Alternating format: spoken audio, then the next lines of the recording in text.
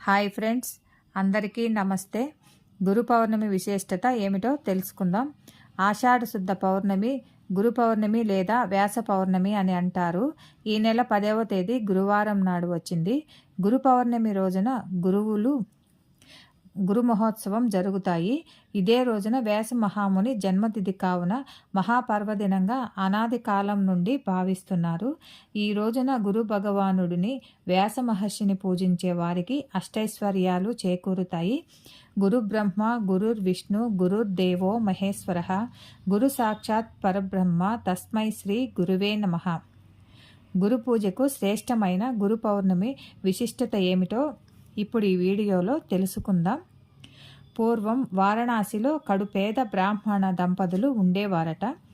ఆ బ్రాహ్మణుని పేరు వేదనిధి, ఆయన సతీమణి పేరు వేదవతి. వీరిరువురు ఎల్లప్పుడూ చక్కని ఆధ్యాత్మిక చింతనతో భక్తి జ్ఞానము కలిగి జీవించేవారు. ఇంకా సంతాన భాగ్యం కోసం ఎన్ని నోములు నోచినా ఎన్ని వ్రతాలు చేసినా ఫలితం లేకపోయింది. ఒకనాడు వేదనిధికి ప్రతిరోజు మధ్యాహ్న సమయమందు వ్యాస భగవానులు రహస్యంగా గంగానదికి స్నానానికై వస్తూ ఉంటాడని తెలిసింది. ఎలాగైనా సరే వ్యాస మహర్షి దర్శనం పొందాలని ప్రతిరోజు 1000 కళ్ళతో వెతకనారంభిస్తాడు.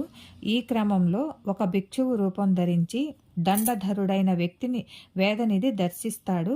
వెంటనే వేదనిధి వారి పాదాలను ఆశ్రయిస్తాడు. దానికి ఆ భిక్షువు చీదరించుకొని కసురుకుంటాడు.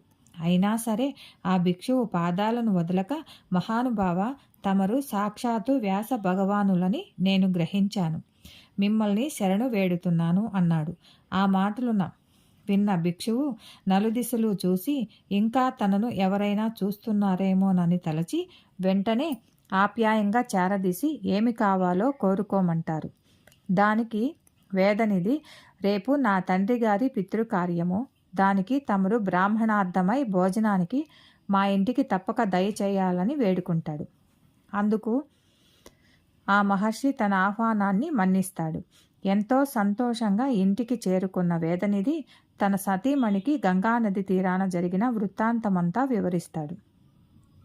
మరుసటి రోజు ఉదయమే ఇచ్చిన ప్రకారం వారి గృహానికి విచ్చేసిన వ్యాస మహర్షిని ఆ దంపతులు సాదరంగా లోనికి ఆహ్వానించి అతిథి సత్కారం చేసి పూజిస్తారు. అనంతరం దేవతార్చనకు తులసీ దళాలు, పువ్వులను సిద్ధం చేస్తారు.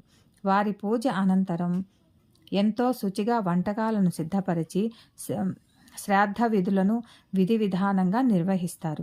అనంతరం ఆ దంపతులు ఆ వ్యాస భగవానునికి సాష్టాంగ నమస్కారం చేస్తారు. వారి ఆతిథ్యానికి ఎంతో సంతుష్టులైన ఆ ముని శ్రేష్ఠుడు, ఓ పుణ్య దంపతులారా, మీకు ఏమి వరం కావాలో కోరుకోండి అని అడుగుతారు. ఎన్నో నోములు వ్రతాలు చేసినా సంతాన భాగ్యము కలగలేదు అని బదులు పలుకుతారు.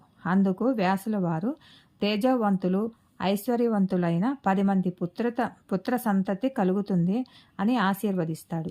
ఈ క్రమంలో వేదనిధి వేదవతి దంపతులు వ్యాసముని అనుగ్రహంతో సుఖ సంతోషాలతో జీవించి అంత్యమున విష్ణు సాయుధ్యాన్ని పొందగలిగారు. కాబట్టి వ్యాస పౌర్ణమి రోజున ఆ మహామునిని ప్రార్థించి ఆయన అనుగ్రహము పొందుదుముగాక. ఈ వీడియో కానీ మీకు నచ్చితే లైక్ అండ్ సబ్స్క్రైబ్ చేసుకోగలరు. మంచి కామెంట్ చేసి వ్యాసుల వారిని గౌరవించగలరు. Thank you for watching.